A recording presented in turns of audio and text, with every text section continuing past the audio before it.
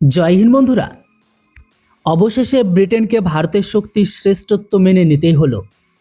Britain স্বীকারই করলো যে তাদের ভুল হয়েছে, কারণ ব্রিটেন ভারতের শক্তিকে আগে চিনতেই পারেনি। কিন্তু এখানে বিষয়টি কেবল এতটুকু নয় যে ব্রিটেন ভারতের শক্তিকে সময়ের আগে চিনতে পারেনি, বরং এখন ব্রিটেনের মনে এখন এই ভয়টাই কাজ করছে, ভারতের যে শক্তি তা সরাসরি ব্রিটেনকেই প্রতিস্থাপন করছে। যেমন ভারতের শক্তিশালী হওয়ার কারণে এই প্রশ্ন উঠতে শুরু করেছে যে এখন ব্রিটেনের উচিত ভারতের জন্য ইউনাইটেড নেশনের জাতিসংঘ আসনটি ছেড়ে দেওয়া। কিন্তু এখানেও ব্রিটেনের সমস্যা কেবল এতটুকু নয় যে তাদের গ্রেট ব্রিটেনের ইমেজের ক্ষতি হয়েছে এবং ব্রিটেনের সক্ষমতা নিয়ে প্রশ্ন উঠতে শুরু করেছে, বরং এখন ব্রিটেনের সামনে আসল সমস্যা হলো নিজেদের ডিফেন্সলেস বা রক্ষণহীন হয়ে পড়া।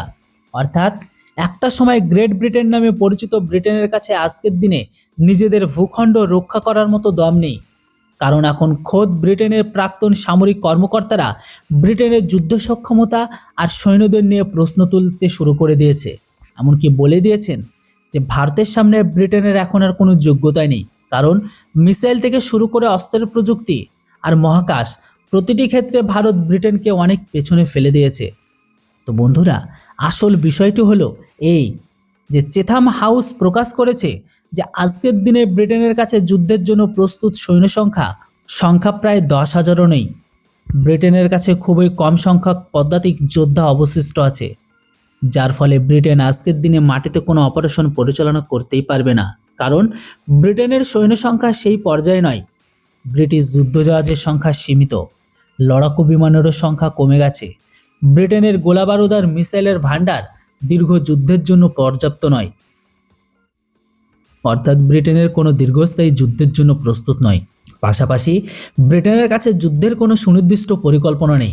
আর পরিস্থিতি এখন এমন যে যদি ব্রিটেনের ওপর মিসাইল বৃষ্টি হয় তবে ব্রিটেন কোনোভাবেই বাঁচতে পারবে না। কিন্তু ব্রিটেনের এই চেথাম হাউস তাদের রিপোর্টে প্রকাশ করেছে যে ব্রিটেনের সেনাবাহিনী ভারতের মিসাইল ডোমিনেন্ট পাওয়ার এর দ্বারা অত্যন্ত প্রভাবিত। মিসাইল এই ডোমিনেন্ট পাওয়ার অর্থাৎ এমন একটি দেশ যার কাছে নিজেদের মিসাইলগুলোর দাপট রয়েছে। রিপোর্ট অনুযায়ী খোদ ব্রিটেনের সামরিক কর্মকর্তারা ফাঁস করেছে যে 2017-18 সালের দিকে ব্রিটেনের কাছে ভারতের মিসাইল প্রজেক্টগুলোর সঙ্গে যুক্ত হওয়ার ভালো সুযোগ ছিল, কারণ সেই সময় ভারত নিজের ব্রিটেনের কাছে এসেছিল। ব্রিটেন আর ইউরোপের বহুজাতিক ডিফেন্স কোম্পানি যেমন এমবিডিএ তার কাছে মিসাইল চেয়েছিল, কিন্তু তখন ব্রিটেন ভারতকে খুব একটা গুরুত্ব দেয়নি। কিন্তু আজ সেই ভারত মিসাইল প্রযুক্তিতে ব্রিটেন এমনকি এমবিডিএর আধিপত্য পুরো খতম করে দিয়েছে।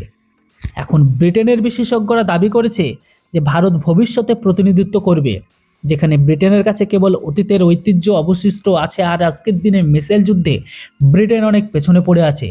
ব্রিটেন এখন ভারতের সাথে যে প্রতিরক্ষা চুক্তি করতে চাইছে সেই চুক্তি ব্রিটেন অনেক আগেই করে নেওয়া উচিত ছিল, কারণ আজ ভারত নিজেই একটি মিসাইল ডোমিনেন্ট পাওয়ার। এখন ভারতের ব্রিটেনের মিসাইল আর কোনো প্রয়োজন নেই। তো যেটাই হোক বন্ধুরা, বর্তমান সময়ে ভারত হচ্ছে উদীয়মান শক্তি, যে শক্তির সামনে মোটামুটি সমস্ত দেশকেই ধীরে ধীরে হলেও মাথা নত করতে হবে, কেউ দুদিন আগে কেউ দুদিন পরে। এর উপর আপনাদের কি মতামত সেটা অবশ্যই কমেন্ট বক্সে লিখে জানান। ভিডিওর ইনফরমেশন ভালো লাগলে চ্যানেলটিকে সাবস্ক্রাইব করতে কেউ ভুলবেন না। Thanks for watching.